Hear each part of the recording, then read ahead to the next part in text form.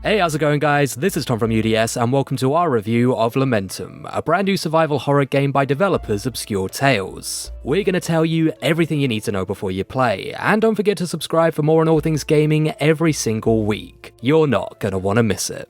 We live in a world in which technology such as near photorealistic graphics and virtual reality have made video games more immersive than ever. This is perhaps no more effective than in horror titles, which can now deliver the most visceral spooks and frights possible. Yet, as the medium advances, games that help pave the way tend to lose a little of their luster. Now don't get me wrong, titles like Resident Evil and Silent Hill are still bona fide classics, but thanks to aging graphics and, shall we say, campy dialogue, they don't really get the heart pumping quite as much as their modern contemporaries. But the question remains, could you make an effective, frightening, and above all enjoyable experience in a retro style? This is exactly what Lamentum sets out to do. Set in 19th century New England, you play as Victor Hartwell, a devoted husband whose wife is deathly ill from a mysterious sickness. When conventional methods fail, you take her to the mysterious Growl Hill Manor, after hearing that its master, Lord Steinrot, may hold the key to her recovery. But before long, everything starts to go a little bit pear-shaped. You wake up in a blood-soaked bed to find the mansion has transformed into a Lovecraftian nightmare, with once beautiful paintings now depicting hideous scenes only matched in their horror by the vile monsters skulking through the corridors. You'll have to be the bravest of the brave boys if you're to uncover the mystery of what's happened and ultimately save your lady love. It's a premise that fits the bill for a blood-curdling time, but with pixel art and a third-person perspective, will it do enough to delight and fright? Watch on to find out.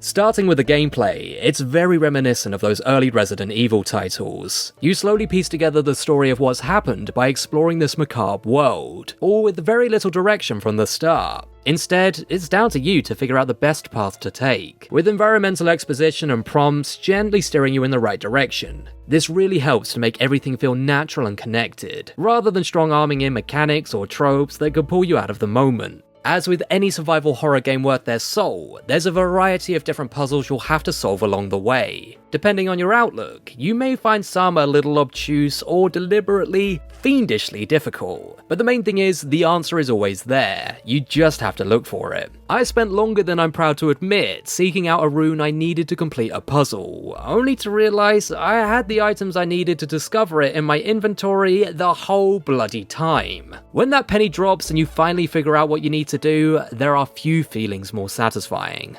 Much like similar games of old, combat is slow and ideally avoided. Once you finally manage to find a gun, you'll soon realise ammo is scarce, and even melee attacks need pinpoint accuracy to be effective. It makes every enemy feel all the more threatening and dangerous, and reminds you that Victor is exposed and ill-prepared for this world he's only just beginning to learn about. As you can probably tell from my tone already, I was super impressed with this game, and it really does manage to give you the chills throughout. I loved the use of lighting, which helps to give a sense of tension and paranoia despite the third-person perspective. Even with a torch, you're not going to be able to see that far in front of you, and it's the unknown which is often the most terrifying part. It's features like this that could have never been done on retro hardware, and reminded me that despite its nostalgic veneer, there's plenty of innovation under the hood. Now, despite a lot of things being shrouded in darkness, make no mistake, the world you can see is pretty horrific too. Despite the limitations of pixel art, Obscure Tales have been able to create areas dripping in eldritch terror, with everything from the monster design to the haunting paintings on the walls, making for a foreboding atmosphere that will chill even the steeliest of hearts. You can even find excrement in the toilet. Now that's scary. Fecal matter aside, the tension is ramped up even further by the fact you have limited saves and only a few places that you can use them. Much like the similar system used in classic Resident Evil, it makes every encounter feel all the more dangerous, as not only does your character risk his life, but you risk losing a hefty chunk of progress. In fact, my only real gripe with the design is that the dark colour palette can mean you miss doorways and other interactable objects among the gloom.